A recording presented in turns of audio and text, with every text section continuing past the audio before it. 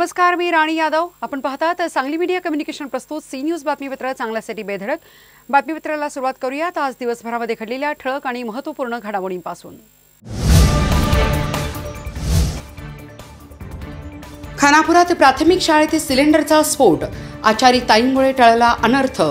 शाळेत माध्यान्ह आहार शिजवताना दुर्घटना.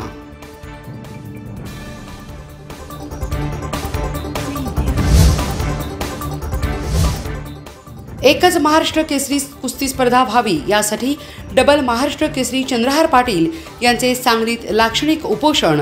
राज्यातल्या पैलवानांना घेऊन मुंबईत धडक देण्याचा इशारा.